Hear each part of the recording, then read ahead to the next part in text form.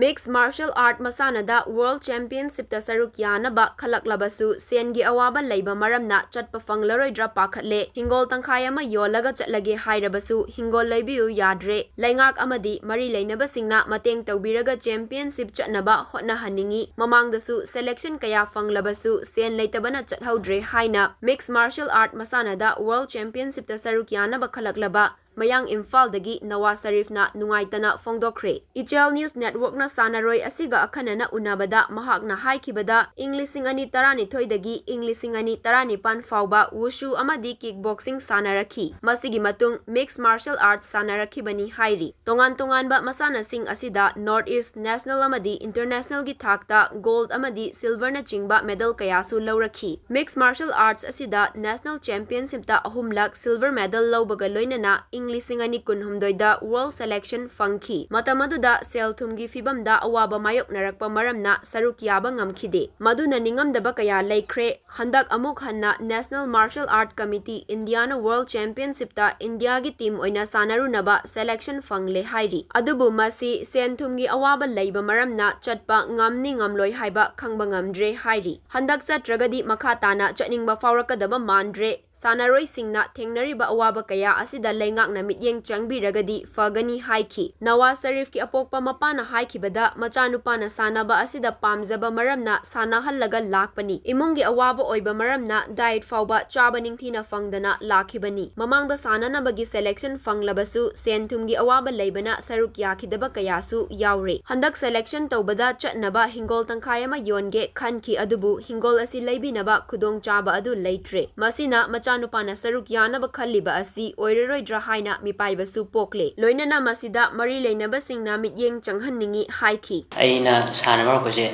2012 tagi sana pokone wusu sansauda. Aduga 12 tagi 2018 bose wusu sanso practice tauba. Aduga kickboxing jo wusu sina notice potang aina sana notice pobo bolore aduga makha jai sana ngam khitaba. Aiti imung munang problem kha financial problem leibadagi. Adi matung kickboxing da amuk sana mahuba adi matamda ai khullekai ahalaman singna dum mateng khaiga touraga dumaina sana le. Aduga adi matungda amka mixed martial art changpa. Mixed martial art 2018 da international title fight am winner were. Adugi matung national championship so dum maramakta dum makhata dum sane. Muay Thai gi professional match so dum low power match. Kickboxing di national championship 5 times muk goal low. 2 or 3 times 2 times silver medal low. Aduga 1 time samna bronze medal low ke.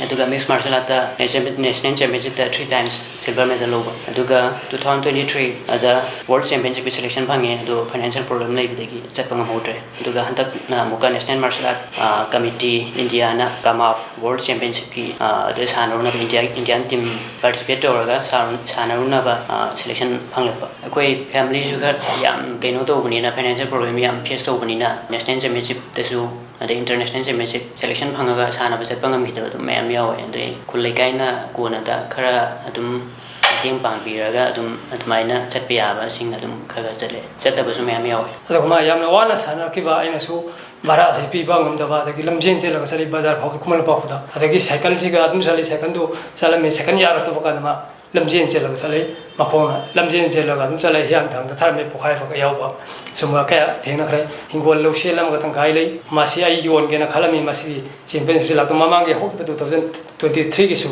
tangkhai me yo thok sai mana hare ipa yolu masi lam lei basi sala su yare za to su yare hare mana ada handak su mathang si first selection lam la world championship ki sikamai to ge hingol masi si tangkhai me yon ya bre yo hare hang mana haibi matung ene su hang e kholle ga ida hana di mamang de masi si lau ge he mo khona hajikti yon basi lau te lawo ya te pesa nuksa lai te na ama so am khai te haji phod lupa amagi lupa mai accept ai wa khal lai te lai sule te lupa ma su te phod adu bhosi phod lupa ma lai tri hana degi so dum mamang de so hodra mina leiba ko state ki government leiba sina so dum wemi yeng changhaning ai tar ai se makhata na sana ning ba tungning magi wakhan adum le ani makhata na sana ning be wakhan je leidong man